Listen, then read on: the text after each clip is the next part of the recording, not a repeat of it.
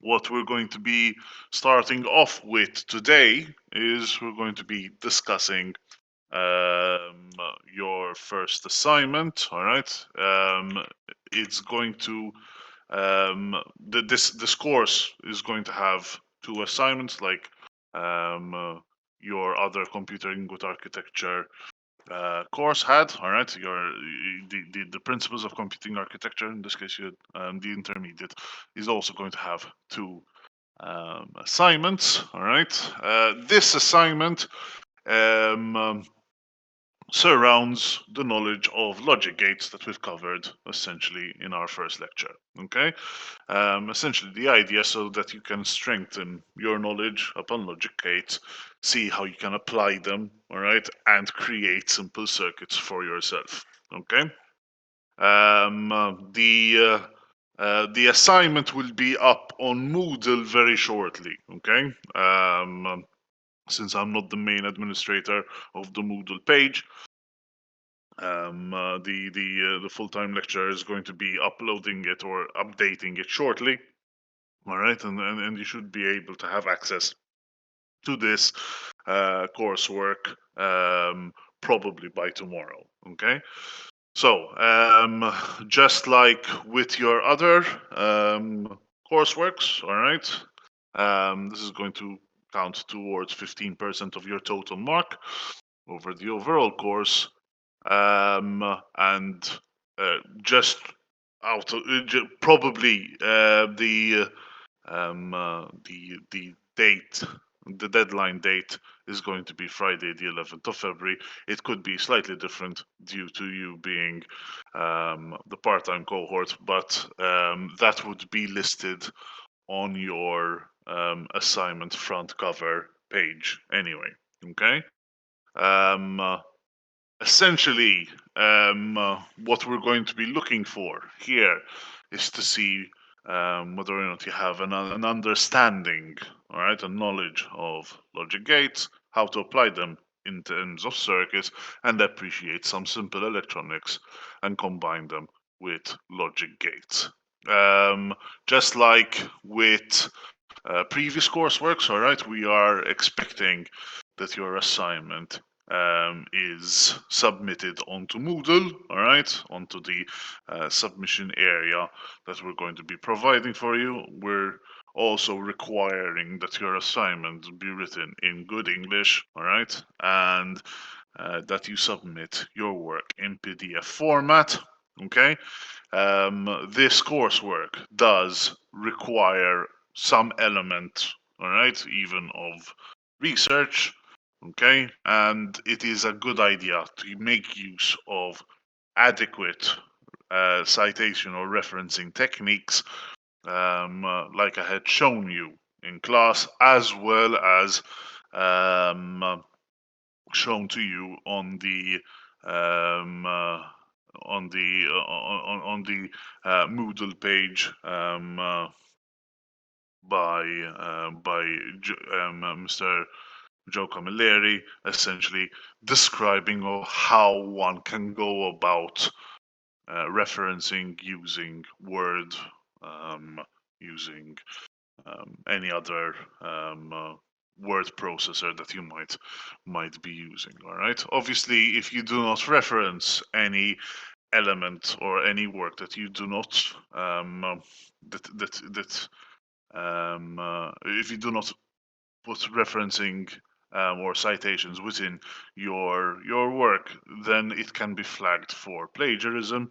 I check all of your assignments that you submit, all right, to see whether or the amount of percentage of plagiarized material, all right. If it goes up beyond a certain threshold, then St. Martin's reserves the right um, to be able to call you in for a one-on-one meeting for you to be able to explain your work and justify your approach, especially um, uh, when we have doubts whether or not your work is 100% your own. Obviously, make sure that the best way of avoiding plagiarism is obviously by referencing other people's work.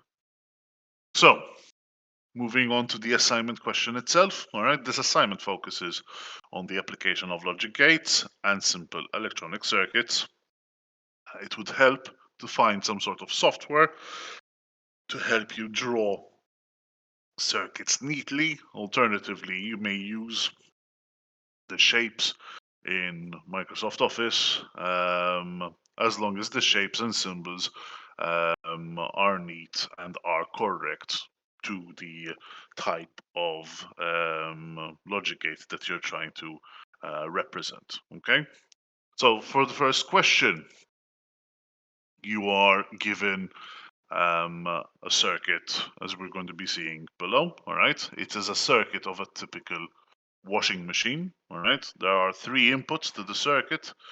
All right, the door will remain at a logic low, i.e., 0, until it is closed. All right, so when it is open, it is 0. When it's closed, it's 1. When the door is closed, the sensor will send a signal which is high, i.e., 1. All right, water level sensor will remain low, i.e. 0, until the required level of water within the washing machine is reached, and the temperature sensor will remain 0 or low until the required temperature is reached. All right, the circuit consists of 3 outputs as well.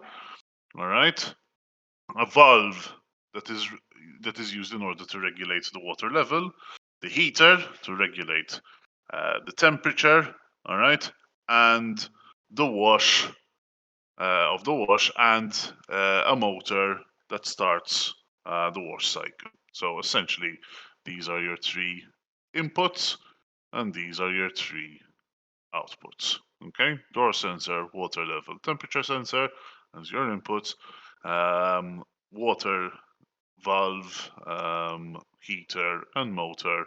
Those are your outputs. So your first task is to copy the circuit diagram that we have provided, all right, and include any relevant labels on the logic gates and connections between them. Okay, so if you're going to rename certain inputs, if you're going to rename certain interim values, and so on and so forth, ideally you would annotate them on your circuit diagram.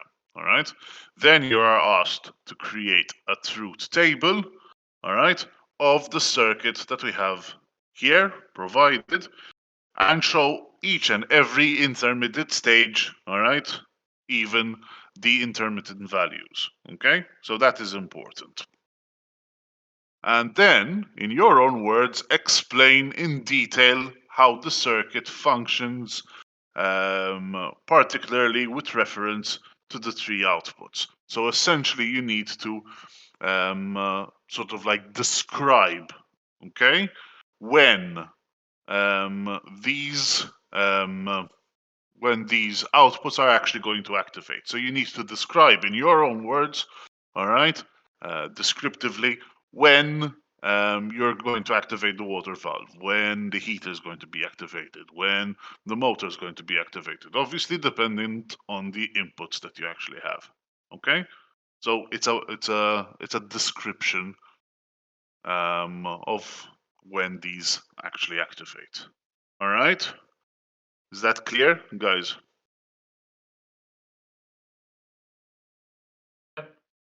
Yeah, that's pretty clear, sir. Thank you. Yes, thank you. All right. So that's question 1. Question 2 is a question that requires you to design a circuit yourself, all right, to switch on lights in a back garden. All right.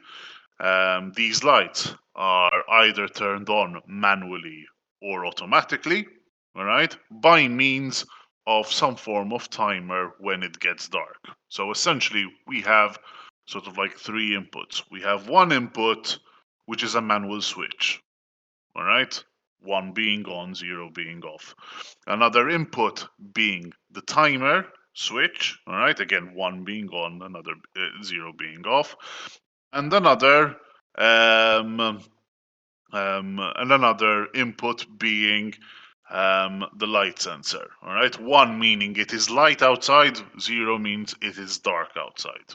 Okay, so you need to come up with a circuit diagram which would make sense given this particular scenario.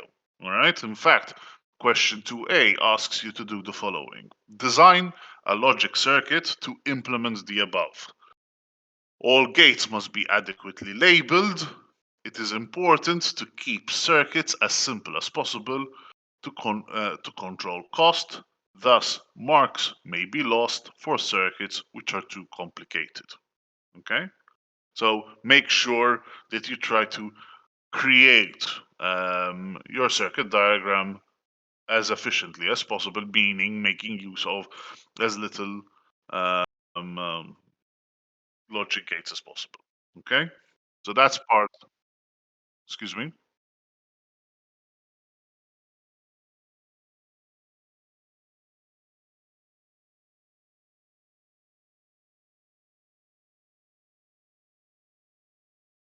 You need to label what kind of gates you have over here. As you can see, these are not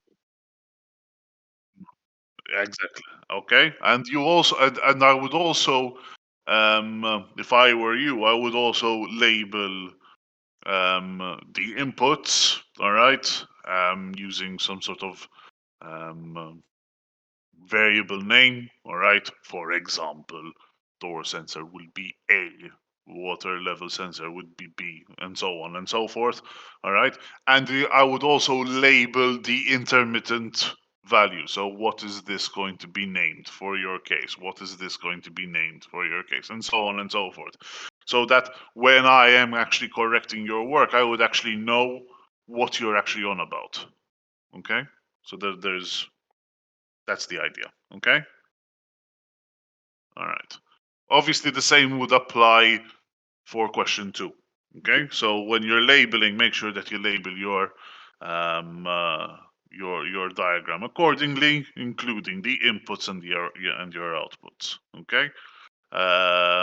Make sure that you might maybe make use of a legend as well. All right. It's up to you guys, as long as it's readable. All right. Somebody needs to be able to look at your work and understand what you're doing. Okay. Um, so, question 2 asks you to obtain the truth table for the Boolean expression of your circuit. So, essentially, first and foremost, you need to create your Boolean expression, and then you would need to create the truth table for it, and then explain what happens in the following scenarios. So, explain step by step, um, so that it is very, very clear what is happening when, for example, your manual switch is turned on and it's still light. Okay? Or, for example, when the manual switch is and the timer are off and it is still light. And finally, when your manual switch and your timer are on and it is dark. All right? What is actually happening? All right? And what would be the resulting output? All right? It would also be a good idea to complement these 3 scenarios, all right, with a sketch of the logical values going through the circuit. All right. So essentially, you would say, all right, so you would have, say, a diagram which looks similar to this, for example. Okay. I'm not saying it's going to be exactly this diagram. I'm just using this diagram as an example. All right. You'd say, okay, um, uh, for this particular scenario, this is going to be 1, this is going to be 0, and this is going to be 1. All right. What are going to be the values intermittently, all right, until you actually come up with the output. And then you'll be able to describe what's going on. All right. Notice that there are certain tools out there that can actually allow you to actually showcase, okay, what's going on as well when you turn on certain circuits. Kind of like what we were using, the tool that I was using last 2 weeks ago.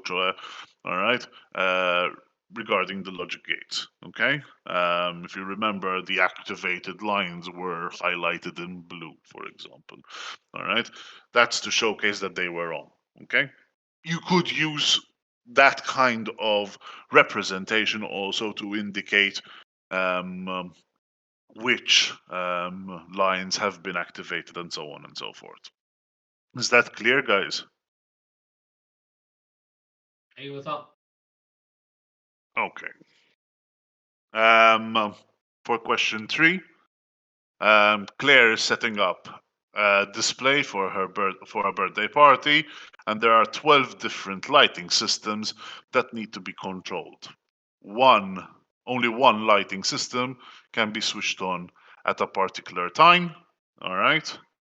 Claire reasons out that she, all right, there's a typo over here, can use a simple decoder circuit to be able to control this effectively, even if she has some redundancy probably within her circuit. So you are asked to design and explain a circuit that will help her achieve the idea that she has over here. Okay. So, as a quick reminder, I would suggest that you take a little bit of a look, all right, to start off with, at least at the slides that are available on Moodle. All right, we had talked about the decoders in class, if you remember, and you might also want to check to see what other options are present, okay, for more complicated decoders. But that's up to you, okay? Obviously, make sure that you reference anything that you find from third parties, okay? So, what do you need to do? So, you need to submit a written report, all right, in one PDF document. Your report should include a cover page, all right, showing your relevant details, all right. Use the template that we're going to be providing you. Secondly, you should also have a table of contents so that you'll be able to indicate which section you're actually going to answer. Ideally, each answer, all right, for question 1, 2, and 3 will start on a new page as well, all right. It's a good idea to also introduce your work. Now, I'm just putting it out there, all right? From the assignments that I have seen, sometimes people tended to be a bit sparse in what they're actually presenting. Okay, so ideally you would go through each section, all right, that you have within your document, all right. So and describe in general what somebody is actually going to find over there, all right, in a couple of sentences. It doesn't need to be super elaborate, okay, but go into describing each section, okay, all right, so that you'd have um, uh, an adequate introduction. This is important because at the end of the day, we're using this in order to train you, so that for those of you who eventually would like to continue their studies and have and write a dissertation, you would be able to make use of this training in order to help you write your own dissertations to further your studies. All right. You obviously need to have your answers to all 3 questions. Make sure, obviously, to make use of good presentation techniques. All right. The easier it is to read, the better, because if it is a bit difficult for one to read, then probably it will be um, um, it will be hard for somebody to correct as well. All right, and finally, include a conclusion. Again, in this conclusion, you have to basically outline. All right, what the assignment was all about and what you did. That's the first part. However, you also need, all right, to explain what you've learned from the assignment, okay? And what you found challenging and how you tackled this. Again, this is a form of reporting, Okay, from again experience of correcting your assignments. In general, some people tended to forego this section entirely. Okay, at the end of the day, it's not going to require a lot of research. It's just going to require some discipline from your end in order to make sure that you actually answer what you've learned, what you found difficult, and so on and so forth. All right, so that is important as well. Okay, so make sure that you use subheadings in the sections in your research accordingly. Make sure that each section or each answer in this case is going to start on a page. Use diagrams when necessary. Use the given template. All right, include diagrams in order to explain what you're doing, and make sure that they are labeled and referenced well. All right, when we say reference, it means don't just put a diagram, say figure 1 showing this, and then in your text you never reference figure 1, so you need to say in figure 1, so the reader will be able to say, you're talking about this particular diagram, let me take a look at that diagram. You can see yada yada yada. All right, and obviously make sure you use correct spelling and grammar. Okay, and obviously valid academic um, resources and citation techniques. This is essentially what your marking scheme is going to be. All right, you have 5% reserved for your introduction, 30% for question 1, 30% for question 2, 20% for question 3, 5% for your conclusion, and 10% with regards to your presentation overall. Are there any questions? I'm okay.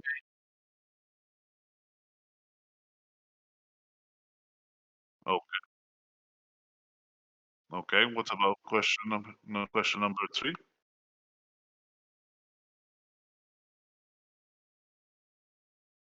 Yes, you could use it as a light bulb in order to represent the lighting system. So essentially, you need to be able to trigger, all right, 12 12 separate 12 separate light bulbs essentially. That's the idea. Okay, so it's very similar to the decoder that we talked about. All right, that was a 2 to 4 decoder. In this case, you need to have to 12. All right, understood? All right, any other questions, guys? What is the deadline for this assignment, please? Mala, currently it is the 11th of February. Okay, so Friday after St. Paul, essentially. All right, but it could be the case that your deadline. It's unlikely, but it could be that your deadline might be shifted slightly because of the different cohorts. But in that case, once your assignment is going to be uploaded, you'll be able to see it on Moodle there. Okay, so follow that deadline. All right. Okay. Okay, but it's going to be there or thereabouts. All right. So, for example, I know that for the introduction to data communications, the assignment for the first years has actually come out today, but I'm not actually meeting up with with students for that particular topic. So I cannot explain what the assignments are. So they have been shifted by a week for the part timers. That's essentially the idea. All right. Just completely, and out of curiosity, and I don't know if I should ask this, but okay, I'm going ahead. How come deadlines for assignments are set on a Friday and not on a Sunday? And not on a, sorry, because you cut out there. Sorry, how come assignments, especially since we are part-time, how come assignment deadlines are usually set on a Friday rather than on a Sunday? I It depends. It depends on the assignment, and it depends on the topic, on the course. So really and truly, um, uh, I can tell you that I have certain courses that have their assignments set on a Friday, and others set on a Sunday, others set on a Monday. So it depends. It's down to the discretion of the lecturer. So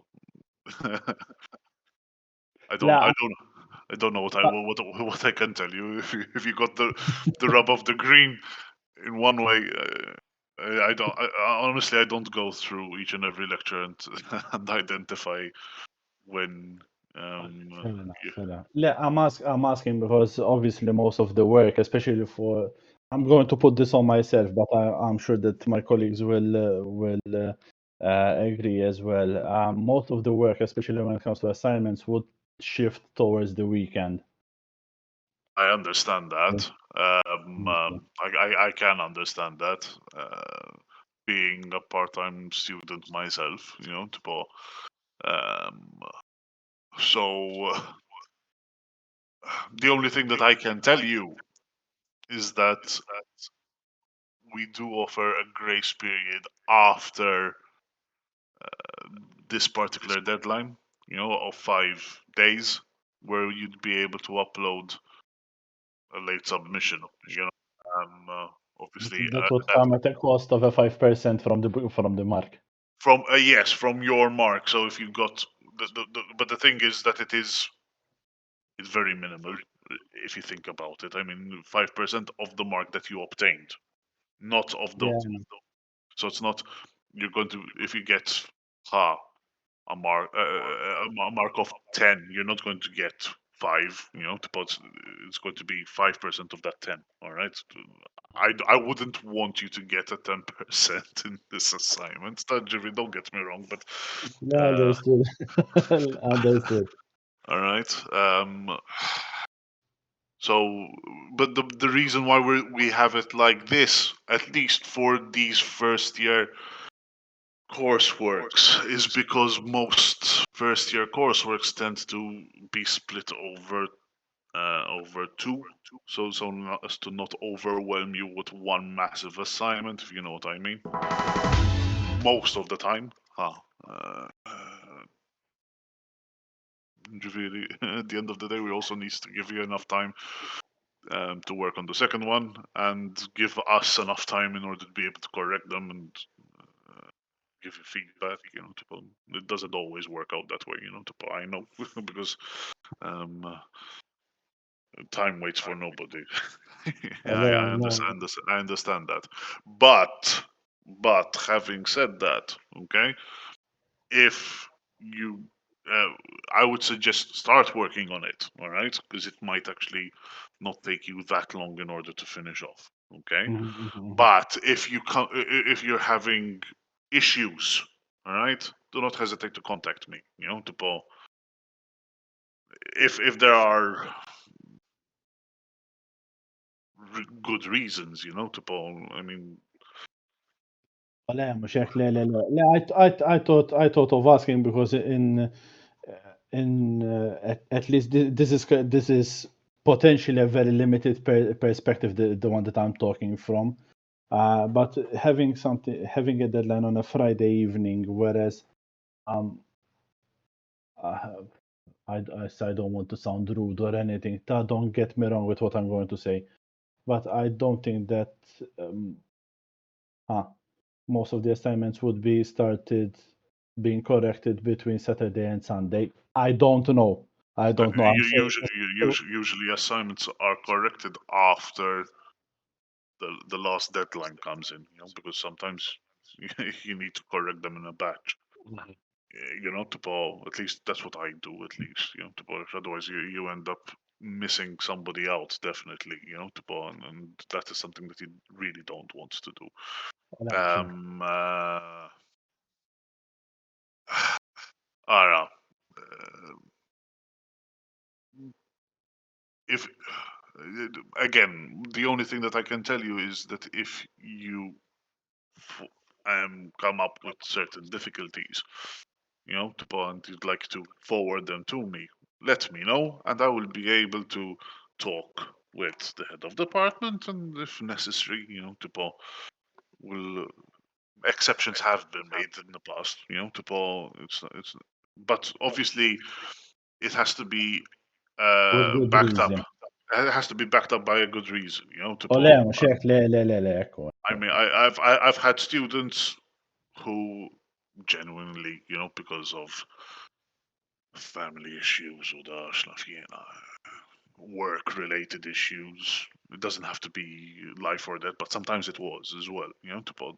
That they asked for extensions, and we gave that to them. And then there were other scenarios where you had people who had the cheek to ask for an extension when they actually said they procrastinated and they haven't started their assignment yet. In that case, what are you going to tell them? Yes, have an extension. It works on a case by case basis. All right, but if you keep me in the loop, that will actually help me be able to. From my end, it was more of a generic and general question, ta' ġifieri. But this wouldn't just apply to me. I'm pretty sure that it will also apply to your other. Le, mux hekk, le, ekku. I mean, in general, it would be a good idea and good practice that you do something of the sort. Okay? Okay. All right. Thank you. Mala, you're welcome. So, okay. Today, we are going to start talking a little bit about the CPU in a little bit more detail.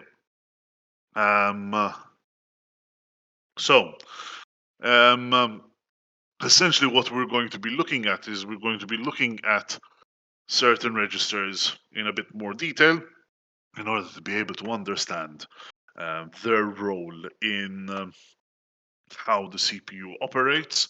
All right. We're also going to be looking at the memory read cycle, and obviously conversely, we're going to be looking at the memory write cycle. So essentially, we're going to be looking at how the CPU reads data from memory, all right, the procedure that follows, all right, and how the CPU writes data to memory, all right, because they're very, very important steps. We're obviously then going to look into how the CPU is actually operating and executing instructions underneath. All right, it wouldn't be part of this particular set of slides, but we'll probably be moving on to that topic as well. Essentially, it is a topic known as pipelining. All right, we're also going to be talking a little bit about instruction sets, and hopefully when we close off the CPU topic in general, all right, we would also mention how languages such as assembly are created, all right, what it means to have an instruction set, what different types of addressing, as well as how the earliest, if you will, of computer languages was actually formed. Okay, so let's start off by taking a quick detour as to something that we've already covered in the past. If you remember, we talked about this. We looked at this diagram, all right, as a typical diagram of a CPU. We said that the CPU is made up of three main elements. All right, you have your control unit, your arithmetic and logical unit, as well as your registers. All right, and your CPU is in turn connected via your system bus, and your system bus is made up of your address bus, your data bus, and your control bus. Okay, Now, we also did mention that there are certain registers which have some special function, all right? Such as the program counter, the instruction register, as well as the status register. We're going to be looking at a little bit more detail as to what these three registers actually do in line of executing a program or a process, okay? And then we're also going to be looking a little bit into detail as to regards to the memory address register and the memory data register and how they work in relation to the memory read cycle and memory write cycle. Okay, so let's take a look at the program counter, which is this one over here. Now, the program counter, all right, is a register, all right, that is going to store, all right, the instruction number, all right, was going to store an instruction number. Now, some CPUs make use of the program counter as to store the current instruction that is being executed, or else they use it as a register to store the instruction number for the next program that needs to be executed. All right. Essentially, the program counter stores a pointer, if you will, all right, that is going to be automatically used, all right, so that the computer will be able to fetch the next instruction and retrieve it from memory. Okay, because if you remember, right, we said that programs are loaded into main memory, and obviously the CPU would need to fetch the instructions one by one in order to be able to execute them. All right. Now,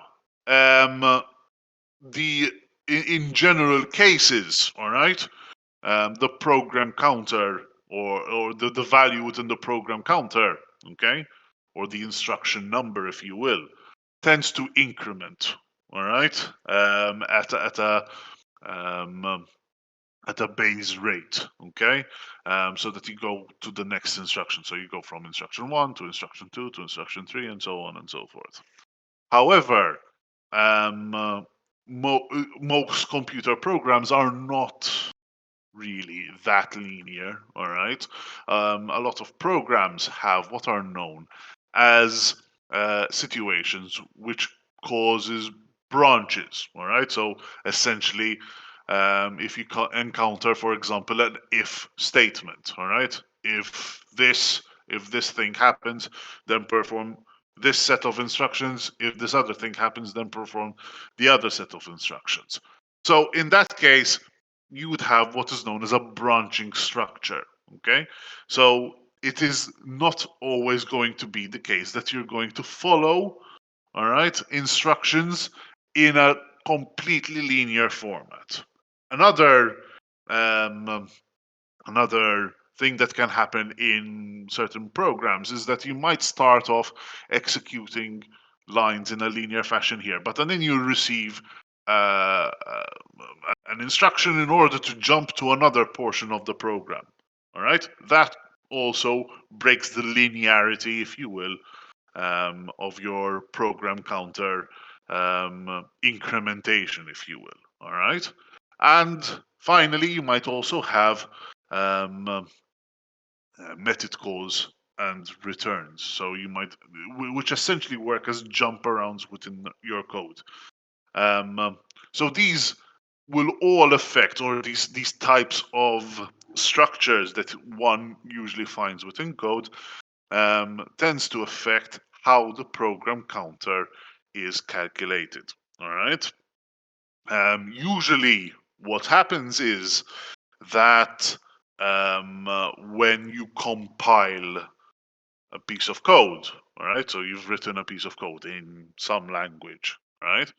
When you compile it, all right, essentially when you translate it into something that the computer can understand, all right, what you would do is you would actually make it as easy or as linear as possible, all right, for the computer in order to execute one by one. Okay, the better the compiler, the more efficient this sort of like translation is. All right.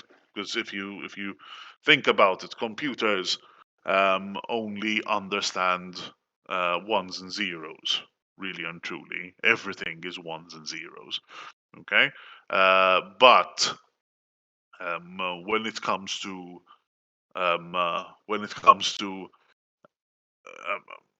coding, we don't code with ones and zeros, all right? Or not anymore, at least. In the very early days of computing, yes, used to literally code computers using punch cards, which literally referenced ones and zeros, all right? But we don't do that anymore. If you have any experience in coding whatsoever, all right, with any programming language that is used nowadays, you probably might have seen, all right, snippets of code here and there, which look predominantly English-like instructions, all right.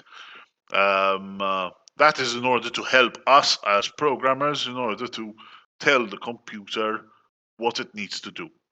Okay, but obviously the computer cannot understand that code as it is. It needs to be translated. Every programming language needs to be translated back down to what is known as machine code. All right. So that translation is known as compilation, as compiling. Okay. So as I said, if you have a very good compiler, then when you're actually compiling a program, then the process will be broken down into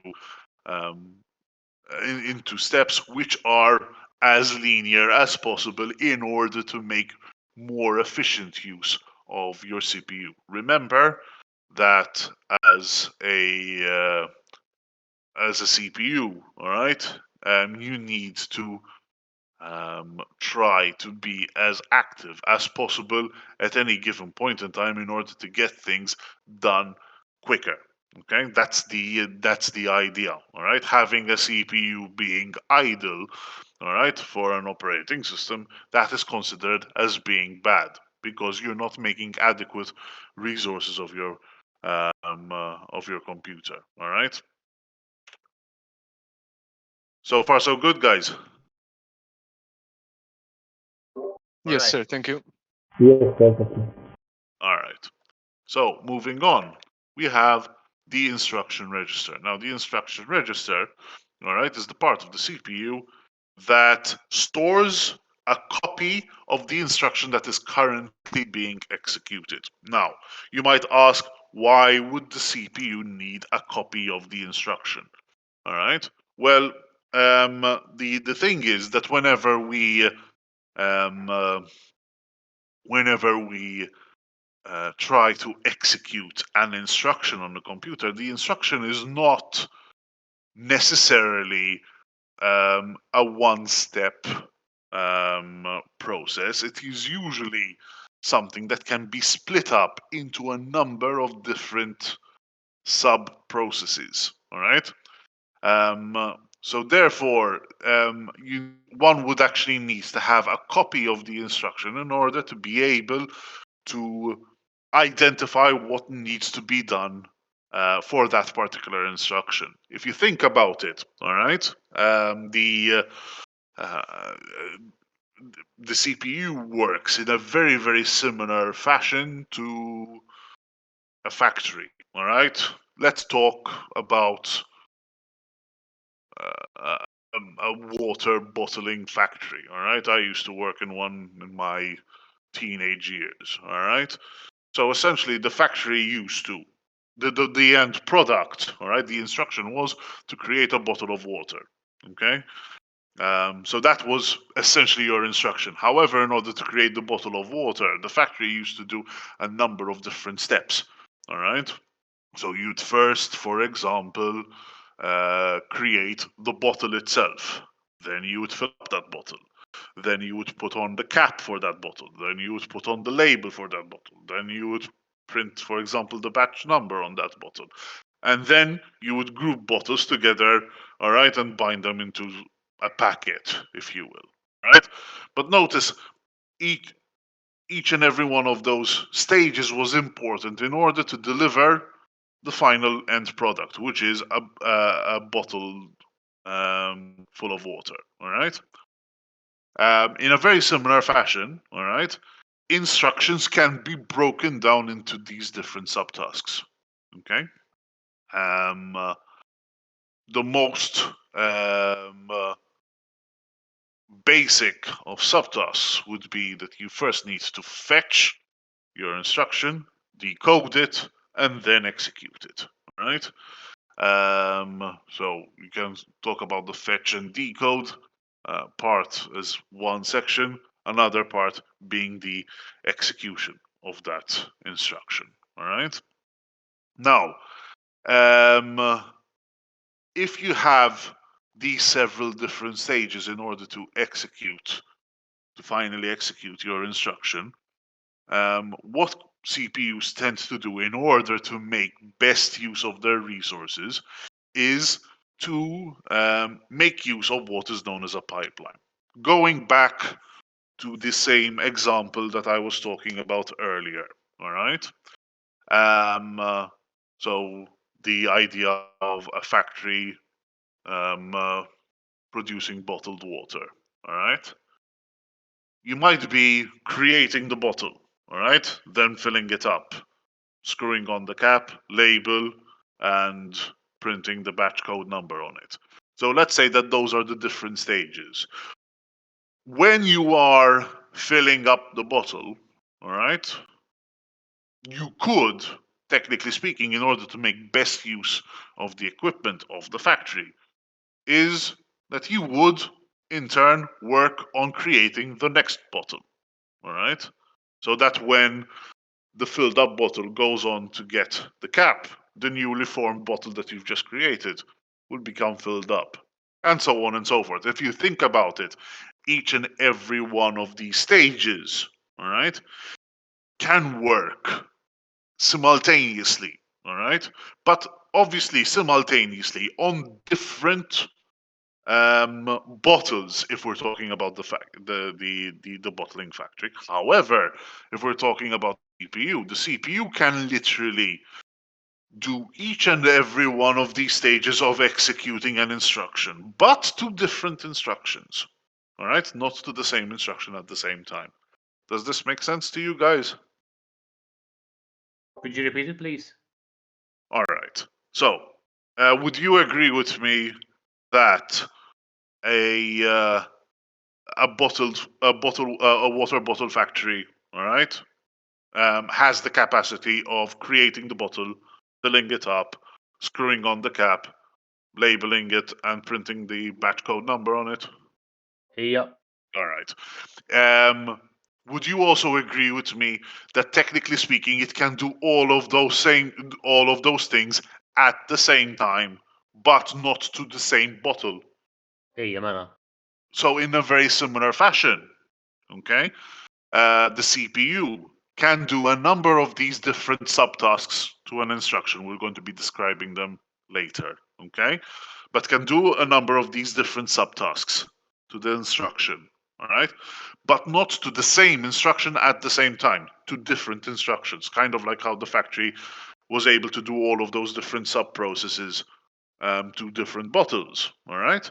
The same thing can be said for instructions. Why? Because if you had to wait for a single bottle, all right, to go through the entire process before you can actually start creating the next one, then essentially what you're doing is you have a lot of machinery in the case of the factory, which is vacant or waiting for something to do, right? Would that be 1 hertz? What do you mean? A hertz is basically a clock cycle. Exactly. It's a cycle, but it doesn't necessarily. Each step does not necessarily take up the same amount of time. If you think about it, all right. Because it's across instructions and all, and instructions are different. Well, it depends on the instruction. I mean, let's use the idea of the water factory again. All right. I mean, it's one thing trying to fill up a half-liter bottle. It's another thing trying to fill up a 2-liter bottle. It's another thing trying to fill up a 20-liter bottle. It takes more time in order to fill up. Mm-hmm. So the process of filling up in this case depends on the size of the bottle. All right. Yeah. All right. In a very similar fashion, not every instruction is the same. Okay. In an ideal world, each step will take exactly the same amount of time. So yes, for every cycle, you would be able to perform one of these subtasks, if you will. All right. Okay. All right. And ideally as well is that your flow, all right, will not have any gaps at all. All right. But sometimes things happen. In the bottling factory, for example, you might get a misshapen bottle, which you're not going to then fill up and what have you. All right. So you might have sort of like a gap in your production line. All right. Which obviously is reducing your efficiency of your factory, but it's still a gap. All right. And the same thing happens essentially with your pipeline, if you will, of the CPU. Sometimes certain instructions, all right, would cause there to be a gap, all right, in the sequence of execution. We're actually going to be talking about them in a moment, but essentially, I wanted to try to equate the example of how a CPU functions to that of a factory so that you'll be able to understand and draw parallels. That's essentially the idea. Yes, and it makes sense. I just wanted to clarify that if it can do subtasks concurrently, of course, and it can be across different instructions as well. Yes. Yes, Indeed. and if it's being across several instructions, it means that it cannot perform two subtasks on the same instruction. That's what I'm trying to say. Okay. All Okay. right. Yeah. Of course, because then it's busy with a particular subtask and a Exactly. particular Exactly. instruction. Okay. Yeah, got it. Okay. Exactly. That's the idea. All right. Any other questions with regards to this? Because if we understand this, we're golden, because essentially that is going to lead up to what we're going to be discussing in the next set of slides. Okay. So essentially, this instruction register is going to house the copy of the instruction, which is going to be the reference, if you will, that is going to be used in order to identify what each sub task or sub instruction or sub process needs to be done in order to execute that particular instruction. Okay. Now, modern processors, as we said, can do a number of these sub processes at the same time, as we were describing earlier. All right. And and the reason why instructions needs to be broken down into these subtasks is because certain instructions are actually more complicated than others. All right. Sometimes when you obtain the instruction, the first thing that you would do is you would need to first and foremost understand the instruction. So you need to determine what the instruction is asking you to do. All right. Sometimes you might need to work with certain variables. So you might need to fetch the values for those variables in memory. All right. And then there might be certain situations where you would need to write certain values to memory. All right. So it depends entirely on the instruction. Not every instruction is the same. Kind of like not every recipe step is the same. Every process in an algorithm is not necessarily going to be equally complex um, uh, or trivial in order to execute. Okay. So that's essentially the idea behind it. All right. Now, another very important register that exists within the CPU is what is known as the status register. The status register, as the name implies, contains basically the status of the CPU. All right. Essentially, the register will be able to store a number of ones and zeros. All right, which can be used in order to identify what has happened or what is the current state of your CPU. All right. So essentially, each and every one of those binary digits will represent a flag, okay, which is used by your control unit, okay, in order to understand what needs to be done next. Essentially, if a bit is set to 1, it means that particular flag has been activated, and therefore it has a condition being true. All right, if it's 0, it means it's reset, then therefore that particular status is false. All right, now obviously these there are different statuses that are being actually kept track of by the computer at any given point in time. All right, and these flags will change depending on the actions that are being performed by the CPU. Right. In fact, some of these flags are triggered, if you will, by the arithmetic and logical unit. All right, because of um, um, some calculation that might have been performed. Okay, so some examples of these flags or um, uh, these values that we're keeping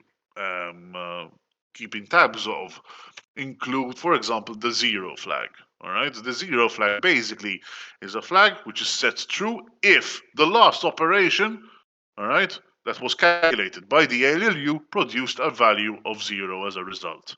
All right, it will be set to 0 if, all right, a non-zero result was produced. So essentially, if I had, I don't know, an instruction which performed 5 multiplied by 0, all right, equals 0, that means that the instruction produced a value which was 0, and therefore the 0 flag was set to 1, all right, meaning that result was triggered.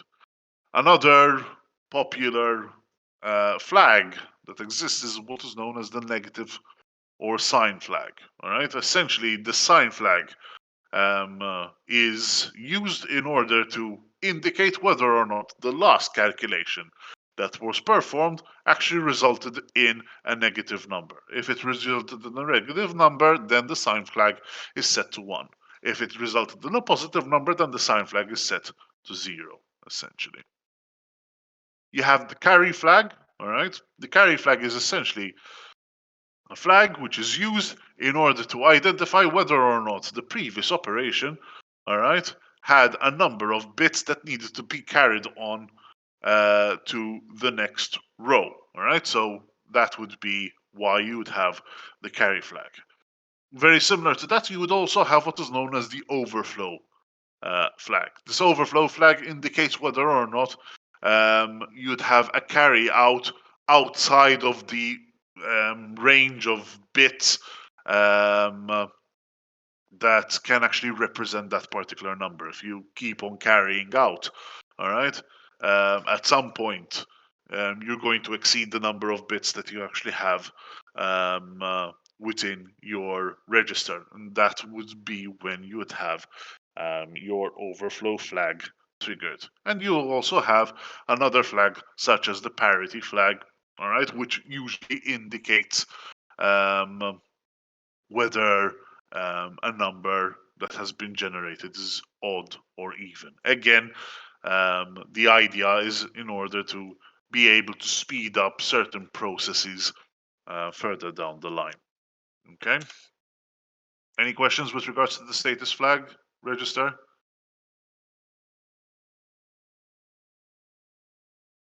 Not Right. from my end, thank you, sir. All right. Okay. So, moving on, we can talk a little bit about the memory address register. Now, as you can see, the memory address register is connected directly to the address bus, all right? And this memory address register is used in order for the CPU to communicate with the main memory in order to identify which address the CPU is either going to read from or write to. Okay, so essentially what happens is that the the CPU is going to put an address, all right, in the memory address register. Okay, so in order to be able to read or write to that particular memory address location in memory, all right, that's the idea. Okay, in fact, the memory address register is known as a one-way register. Why? Because it's only going to be modified by the CPU. All right.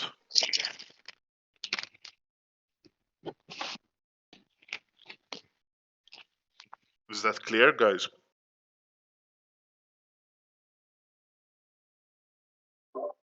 Can you repeat the last? Please. Excuse me. Sorry. Could you repeat, Gary, please? Could you repeat as well, please? All right. Mana. The reason why we call the memory address register as being a one-way register is because the value that is actually going to be stored in that register is going to be written by the CPU. All right. So the CPU is going to put um, addresses in the memory address register, which are going to be used in order to be able to activate a particular region, all right, or a particular block of memory in your RAM. Okay, the main memory is not going to be able to affect the value stored within your memory address register. Hence, why it is a one-way system. All Okay. right.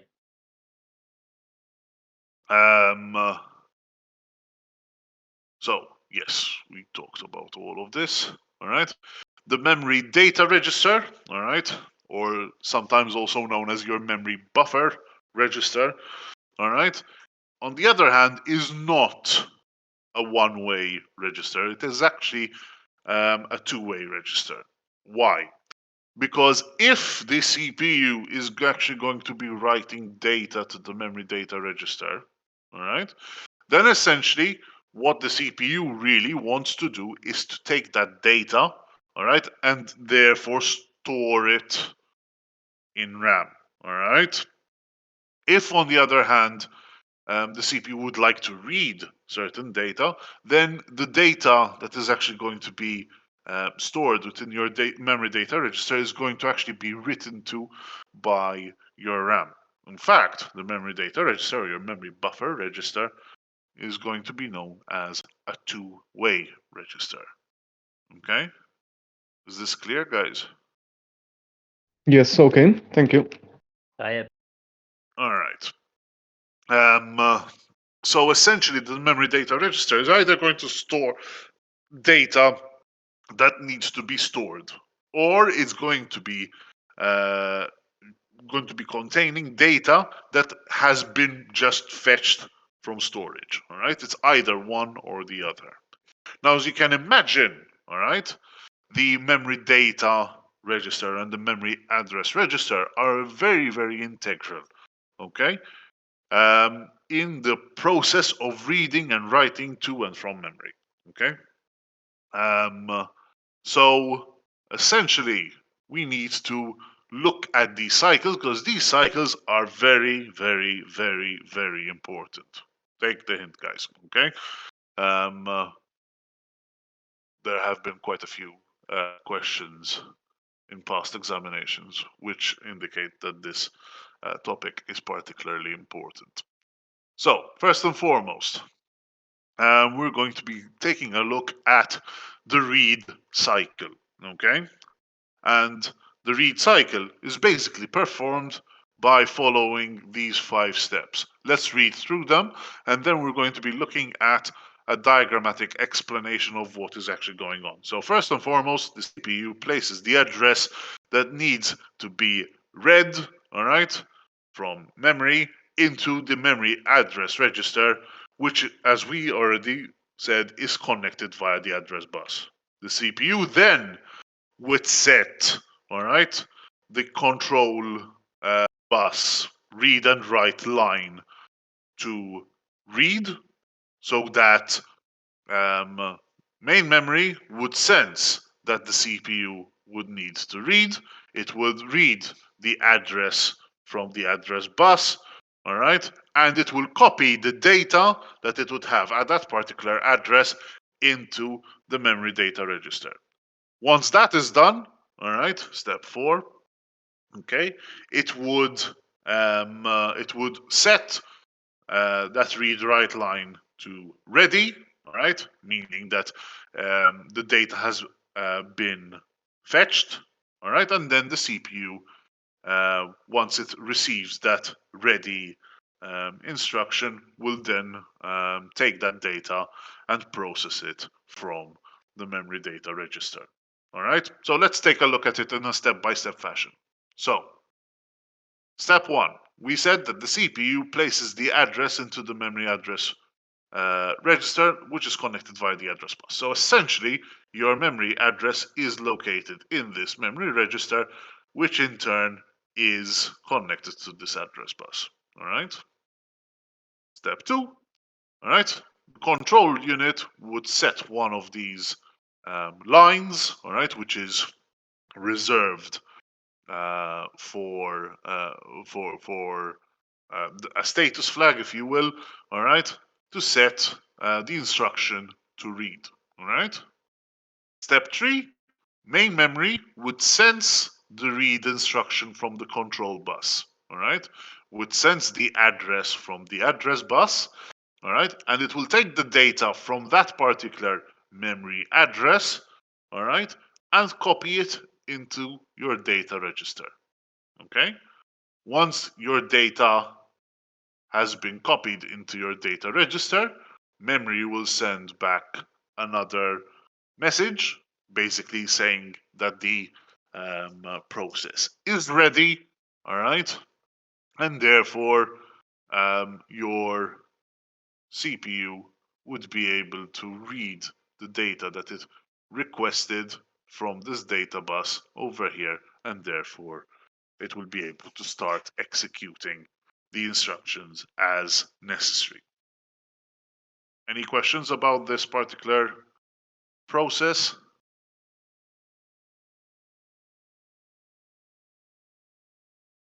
I'm fine from my end. Okay.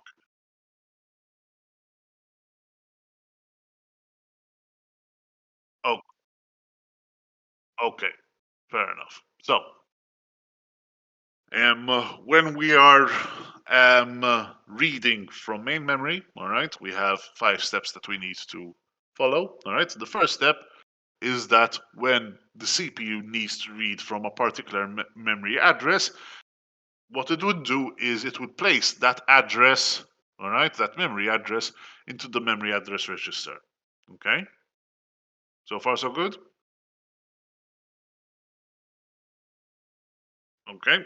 Step 2, it will then say that it will need to read, all right, by setting, all right, a status or a control line, if you will, from the control bus to read, all right, so that it would the system would know that the CPU is requesting a read function being to happen on this particular memory address. Correct? Okay. Essentially, once the control unit sets the control bus line to read, all right, it will sense the memory address, all right, that has been placed in the memory address register via the address bus. Okay. and it would copy the data that it has in that particular location, all right, into the data bus, which in turn is feeding into the memory data register. Okay? Once the data has been copied into the memory data register, main memory will send another message back to the control unit saying that it has copied the data, all right, and that is when the CPU will start reading the data from the memory data register. Okay, that is essentially the the memory read cycle, if you will. Okay, clear? Okay. So, as you can imagine, the memory write cycle is going to be very, very, very similar.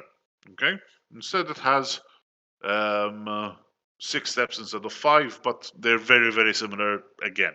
Okay, so essentially, these are the 6 steps that are used in order to write data to memory. So essentially, the first step is that the CPU will place the address where the data needs to be written to in the memory address register. Then the CPU will write the data that it wants to write in the memory data register. All right. It will then set a line on the control bus to indicate that it wants to write data this time. Okay. Step 4, in this case, would be that the main memory will now sense, all right, that data needs to be written to it. So it will look for the address location. So it will know where the data needs to go to. It will look and copy the data from the data register into that memory address location. All right. Once it has actually copied all of that data, it will send a line back to the CPU indicating that it is ready or that the operation is ready, and then the CPU can continue working with the next operation that it needs to execute. Okay, so in a very similar fashion, let's go through each stage, all right, so that we understand how it actually works. So we have our CPU, all right, and our CPU wants to write data to main memory. So the first thing that it will do is it will place the address of where it's actually going to be writing the data to. Okay. Then it's going to place the data that it wants to write to memory. So we have the address and the data. Okay. It then sets the control line, all right, from the control bus to write, meaning that it now wants to write data to this particular, it wants to write this data to this memory address. Okay. Once that write line has been activated, memory will sense it. It will locate the location via the address bus. It will copy the data from the data register via the data bus, and it will store it in the memory location indicated. Once that is done, okay, it will send an instruction back to the control unit saying that it is ready. Once the CPU it receives the signal that main memory is ready, then it can continue to execute the next operation or the next instruction. All right. Any questions with regards to what we've just discussed here?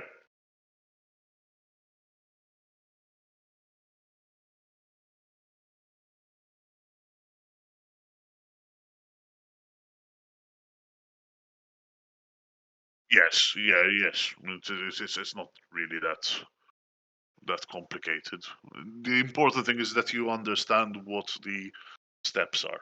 All right, they're very important. Okay. Okay, so far.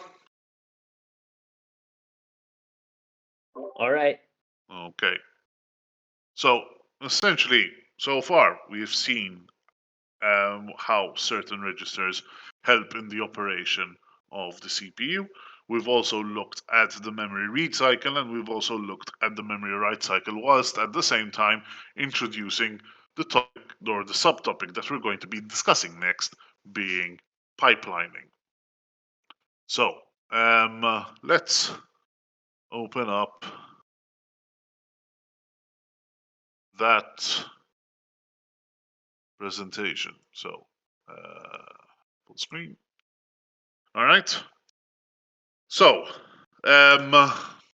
essentially what we're going to be trying to look at is how we can make best use of the CPU in order to execute as many instructions as quickly as possible. All right. So we're going to try to understand this through first and foremost understanding the concept of pipelining. We're going to be looking at some examples with regards to pipelining and timing, and then we're also going to sort of introduce the concept of instruction sets. All right, we're going to be looking at complex instruction sets versus uh, uh, versus reduced instruction sets and a hybrid of the two. Okay, so let's start off by talking a little bit about pipelining. All right, as I mentioned, the idea behind pipelining is that every instruction can be split up into fundamental steps, all right, which needs to be carried out one after the other in order to execute the entire instruction. Kind of like how, in order to receive a bottle full of water, factory that bottles water needs to produce a number of different steps in order to produce that artifact. All right. So essentially, um, an instruction will need to go through each and every one of these sub processes, which we call, all right, these sequence of stages, we call a pipeline. So if we have a pipeline of n stages, all right, and we had a computer that could run only one instruction at a time, then it would mean, all right, that the next instruction, all right, will need to happen at time being n-1 cycle, assuming that each and every one of those substages takes exactly one CPU cycle, all right? Ideally, we don't have this. Ideally, when we have an n-staged pipeline system within a CPU, the CPU would be able to overlap the processes of n instructions at any given point in time, thus making it a lot more effective. All right. Essentially, we are increasing the throughput of the number of instructions that can be calculated at any given point in time. All right. What do I mean by this? Let's see it with a bit of a worked example. All right. Let's imagine we had a very, very basic CPU pipeline, which is made up of two stages. The first stage is to fetch and decode the instruction. All right. And secondly, you're going to execute the instruction. All right. So let's say that those are the two stages within our pipeline, then let's also assume that both of these stages take exactly the same amount of time, which we're going to call a cycle, whatever this cycle means. Okay. All right. And let's say that our computer needs to perform three instructions. All right. Instruction A, instruction B, and instruction C. So as you can imagine, for instruction A to complete, we need to first fetch it and decode it, and after that we need to execute it. All right, the same thing we need to do with instruction B, and the same thing we need to do with instruction C. All right, if we had a computer, all right, if this computer did not make use of pipelining, even this two-stage pipelining, then essentially our CPU is either fetching and decoding an instruction or it is executing. All right, but not both at the same time. Right? Therefore, it would take, all right, our computer 6 cycles, all right, in order to execute 3 instructions. All right. However, with pipelining, all right, we will first execute the fetch and decode portion for instruction A. When instruction A moves into the execute sub-process, we would fetch and decode instruction B. All right. When instruction B moves on to the execute portion, we will fetch and decode instruction C. All right.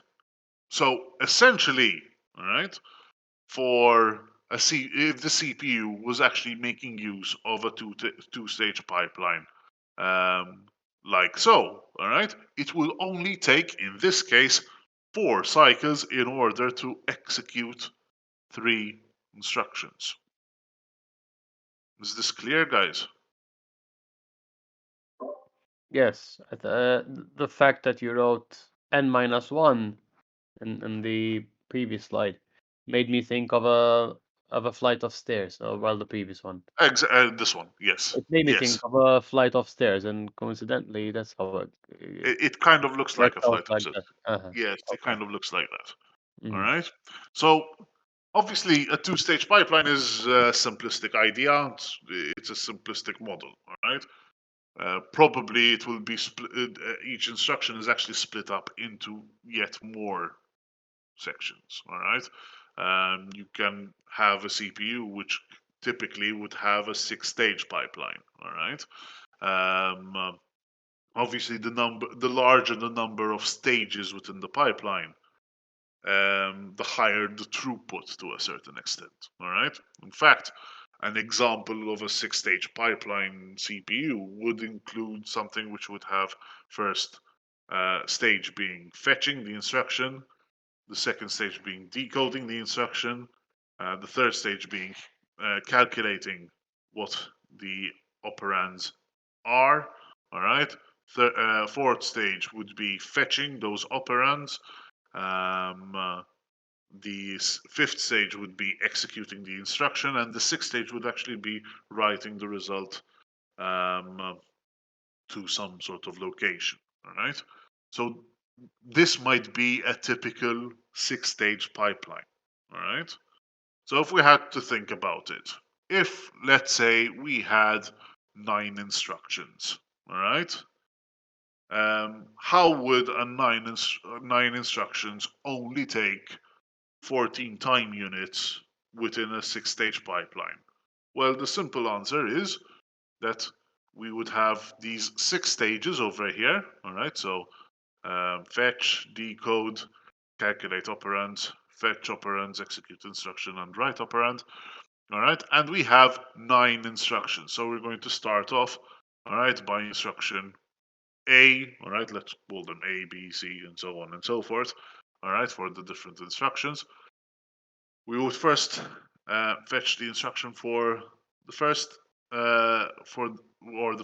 or rather, we would fetch the instruction for instruction A, would decode the instruction for instruction A, would calculate the operands for instruction A, and so on and so forth. All right. If we actually had to write them all down, all right, you can see that we have 9 instructions. All right, instruction A, B, C, D, E, F, G, H, and I, respectively.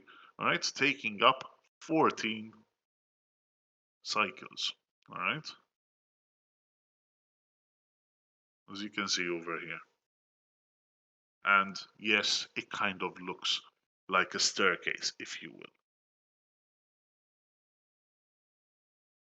Yes.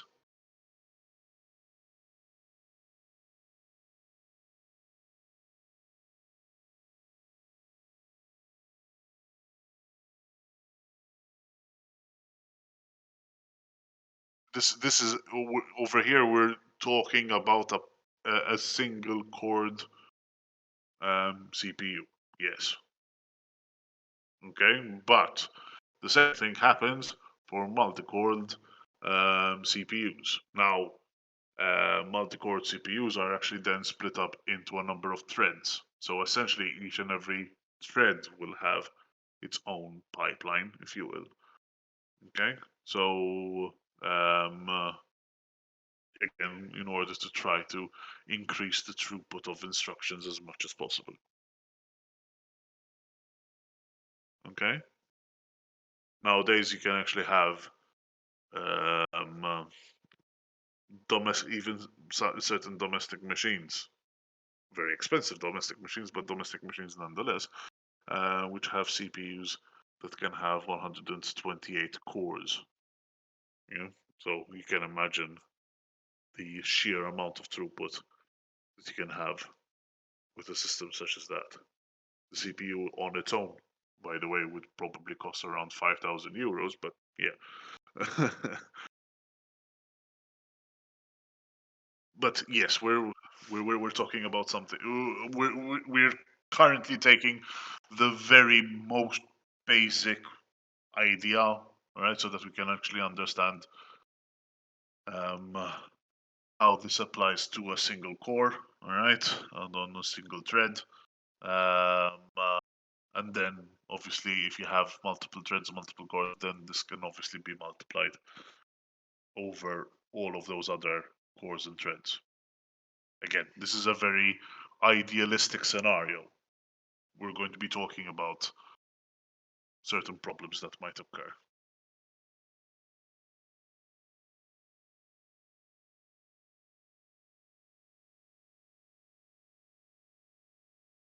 This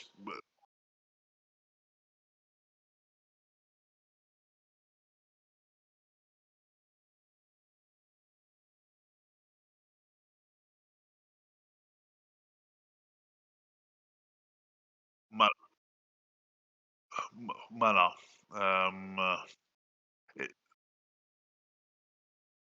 What mana?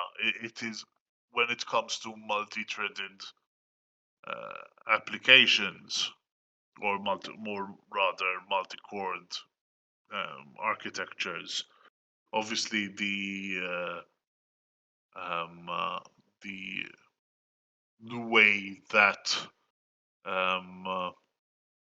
the CPU is organized will be very dependent on what architecture you actually have. All right, what you would normally have in order to have some degree of autonomy for each core is that each core will have its own cache, all right, of memory, all right. But sometimes if you are running an application on multiple processors at the same time, then then at some point the data that is used for one core and the data that is used for another core needs to be shared. So what they would do is they would have multiple levels of cache. All right, you'll have what is known as level 1, level 2, level 3 cache. So that will actually allow for communication to happen between cores. Essentially, cache is basically a sort of like a go between the CPU and main memory. Very small amount of memory that sort of like acts as a buffer, if you will. All right, and then you might have a core which is literally dedicated to updating the main memory based upon the values of the cache. We're going to be talking about cache and how cached systems actually work in a future lecture. But to answer your question, you would need further architecture in order to make use of multiple chord processors.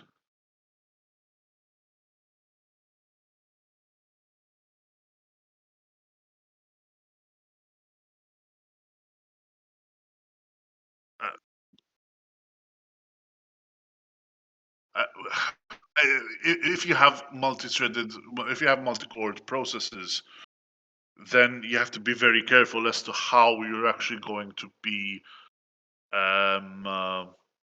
breaking up processes over multiple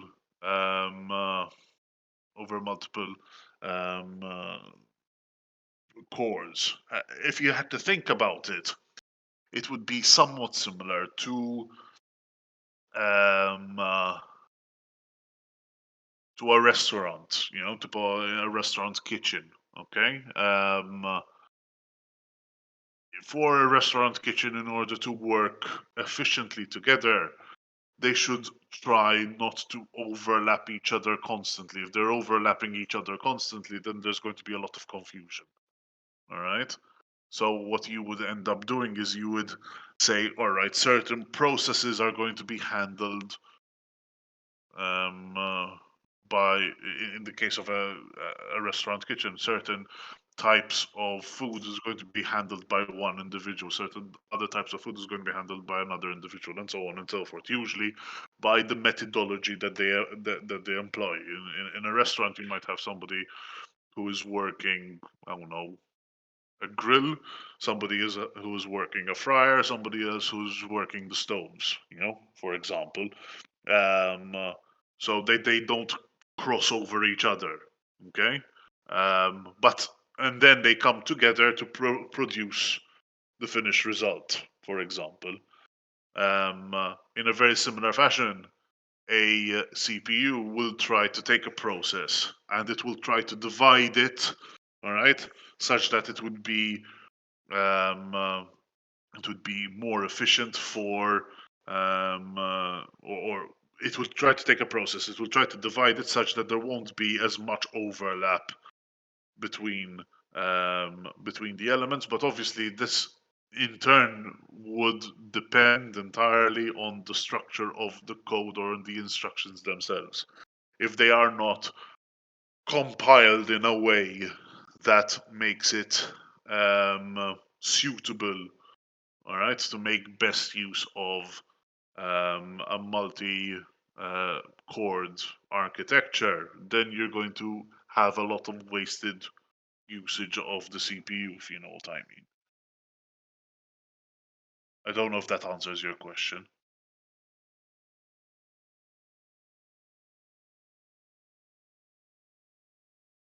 This is what happens usually with a single core architecture. Obviously, if you have multi-core architectures, then this will be you'd have a similar pipeline, if you will, for each core. All right, because at the end of the day, each core is executing something different. Now, the complexities as to how to make these different cores work together depend on a number of different factors. Okay. Are there any other questions with regards to this?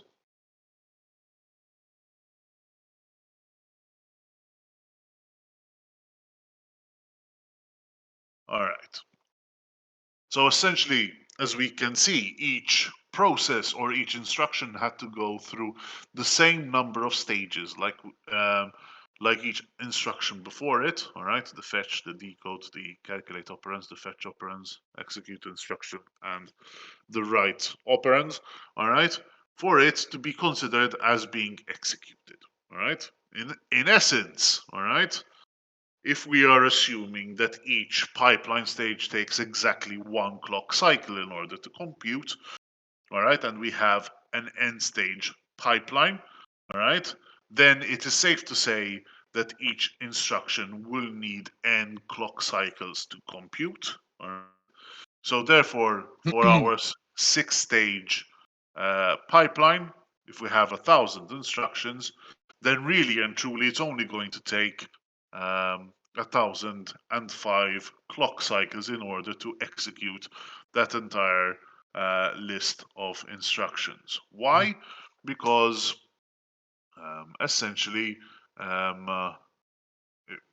we are always, all right, making use of or we're starting the next instruction, all right, before the previous instruction has been completed, all right, and we're moving on to the next stage consequently for each and every time time unit that has passed. Okay, if you think about it, we have 6 instructions over here. It actually took 14 clock cycles. Essentially, the amount of time that is actually going to take is going to be equal to the number of instructions that you have. In this case, it was 9 plus, all right, the number of stages within your CPU cycle or within your pipeline, sorry, minus 1, right? And that's how you'll be able to calculate the amount of clock cycles in this very ideal scenario. Okay? All right. Cool. So, as I said, this situation that we were talking about over here is completely and utterly idealistic. All right. In most circumstances, you're not actually going to have such an ideal pipeline. All right, where you would actually have no bubbles, if you will. In fact, it is quite normal for pipelines to come up with a number of what are known as stalls. Now, stalls are essentially situations in which the CPU is not actually being used to its full potential. All right, essentially, you are not making use or you're not actually executing any subtasks of a particular instruction in the normal flow. Essentially, you're decreasing the effectiveness of the pipeline. All right, and usually these stalls arise for a number of different reasons. All right, they can arise in a situation known as bus contention. All right, or when you have data dependencies, or when you have control transfer. Let's take a look at each of these 3 different types of causes to understand why such stalls could actually occur. Okay, so when we talk about bus contention, essentially what we're talking about is a situation whereby, for example, an instruction, or rather a set of instructions, all right, 2 instructions, would require access to memory simultaneously, meaning that they need to make use of the system bus simultaneously. All right. So, let's say, so looking at this, so let's say, for instance, that instruction 1 is currently writing to to main memory, for example. All right, whereas instruction D, or rather, yes, or rather instruction C, is fetching the operand from main memory. So this is writing to main memory, this is fetching from main memory. All right, let's say that that was the case. All right, in this case, these 2 instructions, instruction D and instruction C, all right, are causing what we're calling a bus contention. Right, both of them would like to access the system bus at the same time. In such circumstances, all right, the CPU will typically force the instruction at the earlier stage within the pipeline. So in this case, instruction C, because instruction C is in an earlier stage within the pipeline, to wait until instruction A has concluded in order to further progress. Okay? So essentially, if that were the case, our timeline would look somewhat different. All right? If I had to open up Excel and sort of like replicate this a little bit so that we can actually understand what we're talking about. So,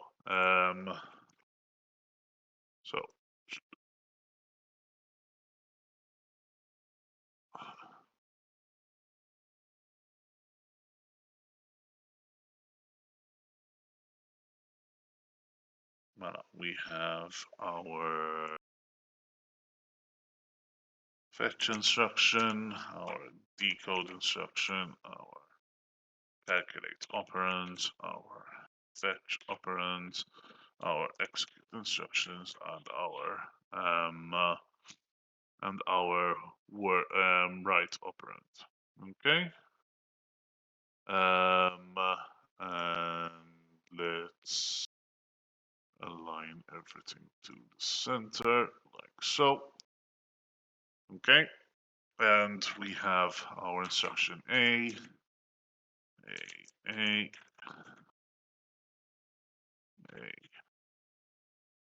like so.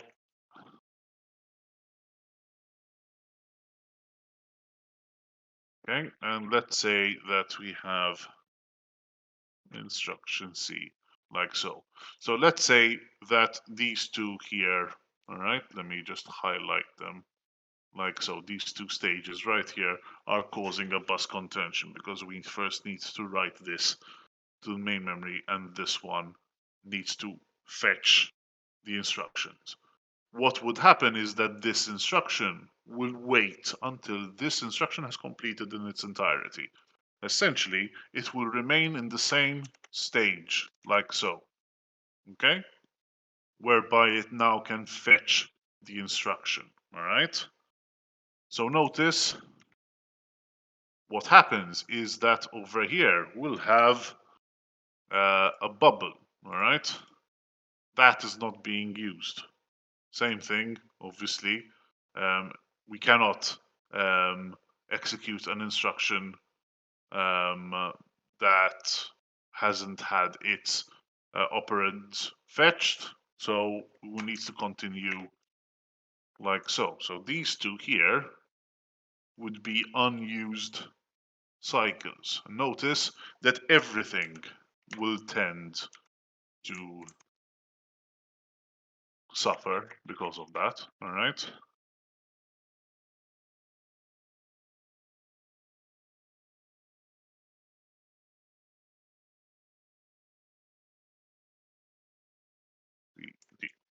Sorry.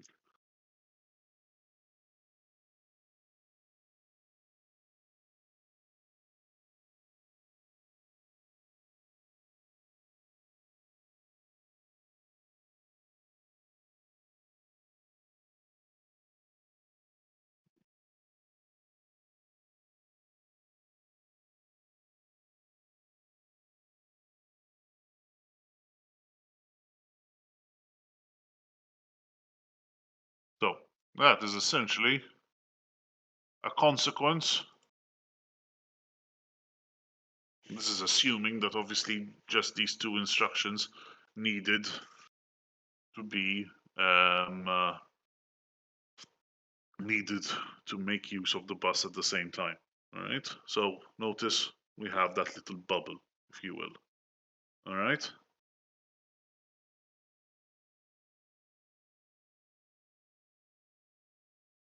It's good to see that you are thinking ahead, Alex, with regards to these kind of problems. Can you see how we get these issues in hand? All right, with regards to bus contention.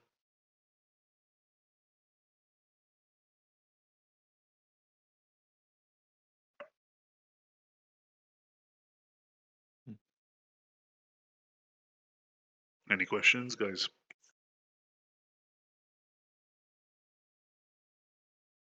Sir, if you could re-explain All right. what does it mean by earliest? When we say that the earliest, Now, when we mean by earliest, you know, all right, or I hope that it was quite clear that first this needs to be executed, then this needs to be executed second, then this needs to be executed third, all right, fourth. right? So C would be earlier than A, technically speaking, and hence that one is delayed. Yes, because it's because this one essentially was there first, if you will. Okay. All right, and that particular moment, they both needed to access. They need. In this case, I came up with this fictitious example whereby instruction A and instruction C needed to make use of main memory at the same time. You know, sometimes how would that work out? In terms of how longer how many more cycles will be included because of that conflict. Okay. Well, that depends at which stage that conflict arises and by when that conflict is no longer an issue. All right. So, if I had to give you a bit of an example so that you would be able to understand me. So imagine you're driving down a road which is very narrow, okay? And there are a number of cars coming in the opposite direction, all right?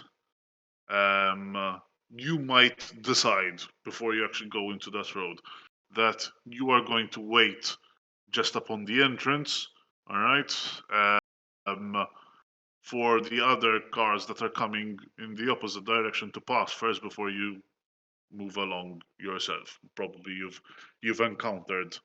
It's surprisingly very relatable here in Malta. Yes, but let's say that is the scenario. Okay.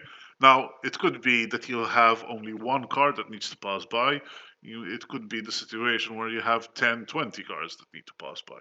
So the amount of time that you are sort of like standing on the side waiting idly so that the other cars can pass before you can actually proceed depends entirely on the number of cars that are coming in the opposite direction. Now, sometimes that is also based upon the different types of dependencies that we might come across. In fact, we're going to be discussing them in a moment. All right. Because sometimes, in this case, this was just a bus contention. You had two instructions that needed to access main memory at the same time. All right, one for reading and the other for writing. You cannot have both at the same time, obviously. All right, so that isn't that possible to do. However, all right, there are situations which might cause even greater bubbles, if you will. All right, as we're going to be seeing in a moment. Okay.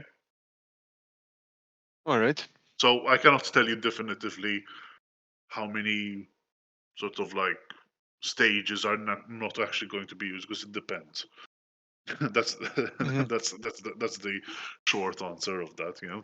So maybe I have missed out on something, but Could there be a case, for example, where A is executed before hand?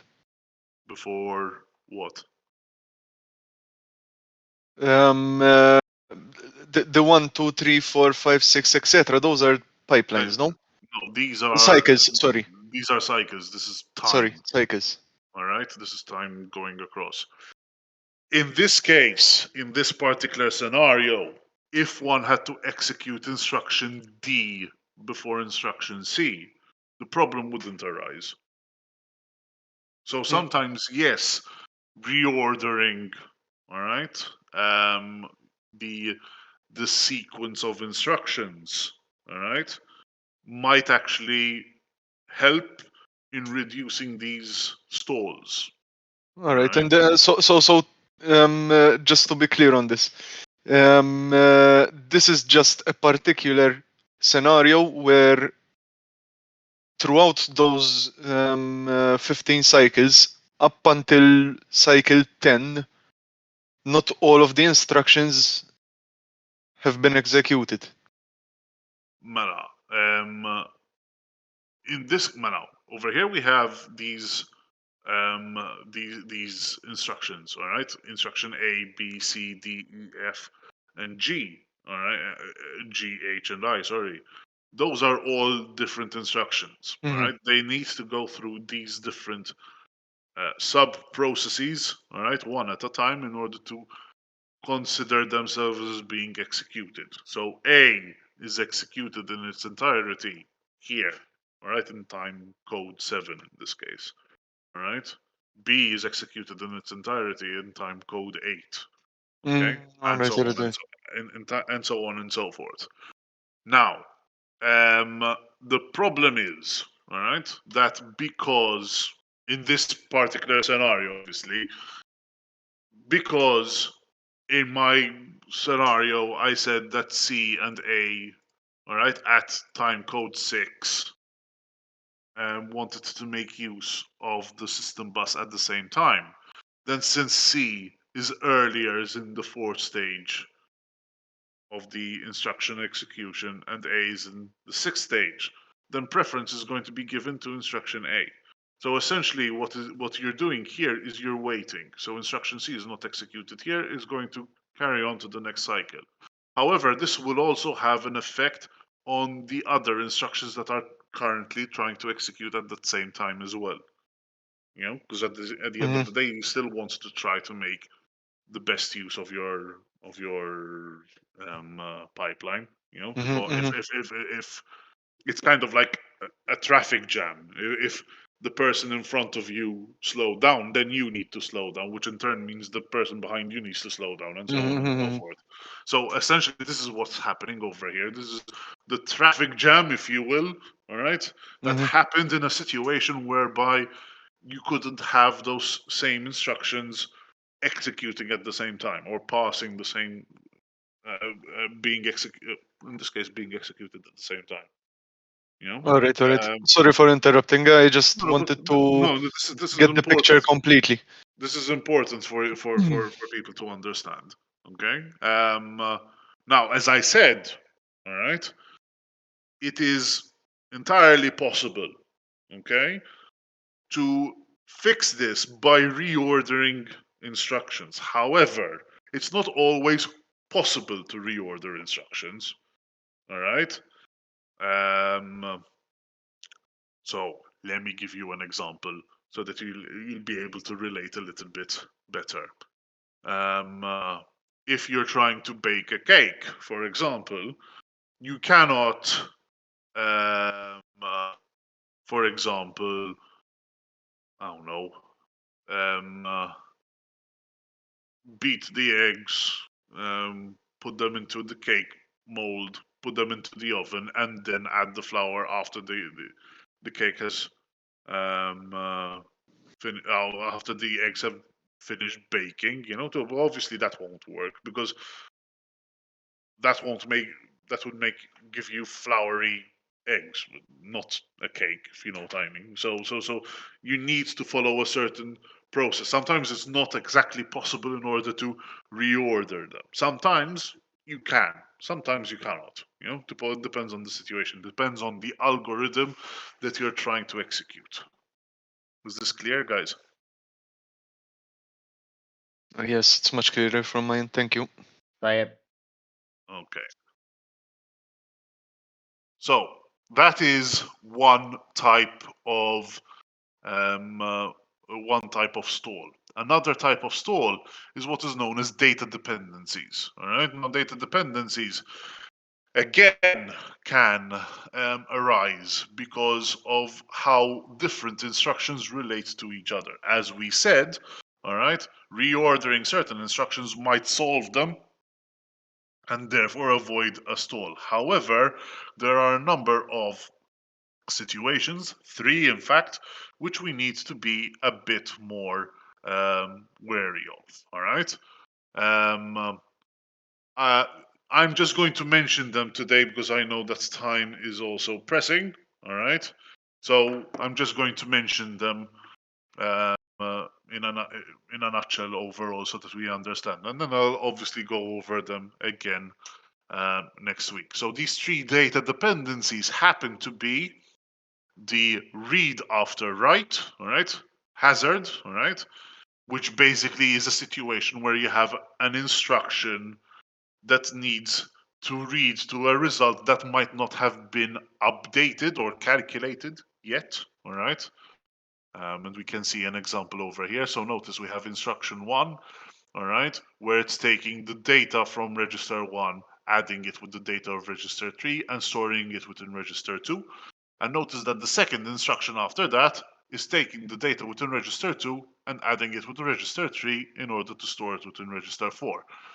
So notice if I haven't actually calculated this instruction that we have over here, all right, then it could be the case that if I try to execute this instruction, all right, then I would be using data which is old, all right, outdated data, all right, and therefore the result that I would have within register 4 is not actually the value that I would actually need, all right. So this would be a read after write data hazard. Another one would be the write after read data hazard. All right, the write after read data hazard is only a problem when you have concurrent execution, i.e., execution happening on multiple cores. So let's say core 1 is executing instruction 1 and core 2 is executing instruction 2. Then it could actually be the case that instruction 2, in this case, might be completed or might be executed, all right, before instruction 1 is completed because of the way that they might have entered the pipelines of both cores, all right. In that case, it might be the case that if we're going to be updating register 3, all right, first, then we might be affecting the result of the first instruction. So that would be a write after read data hazard. And finally, we have another scenario where we have the write after write data hazard. In this case, all right,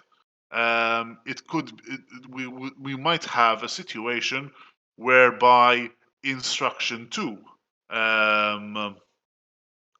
would have to delay its writing back to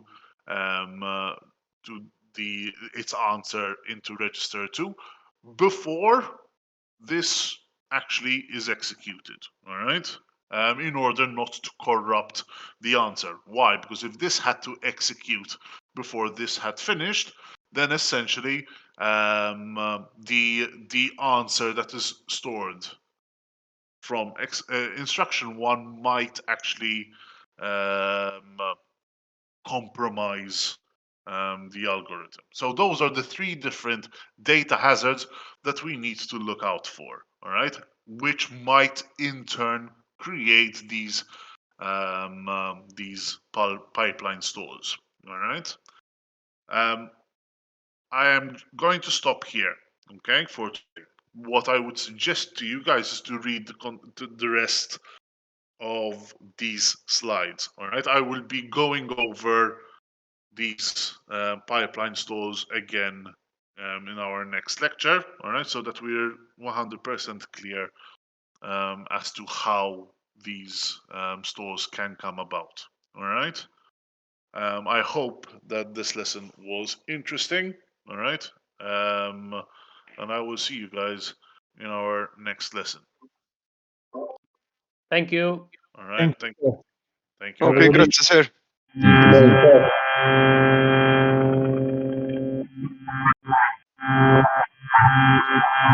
Sorry, I'm sorry, but there's an amount of feedback. Sorry.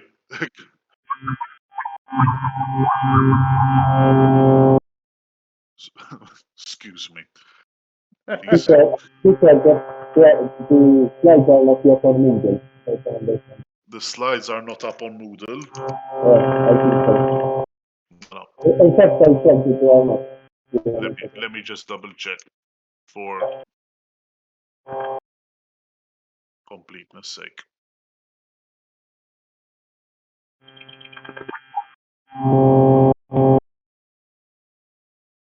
Voilà.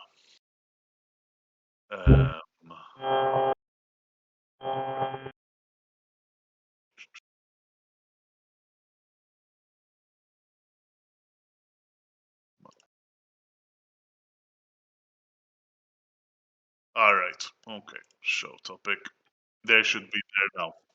All right. We are talking about the second set. All right. So CPU pipelining. Okay.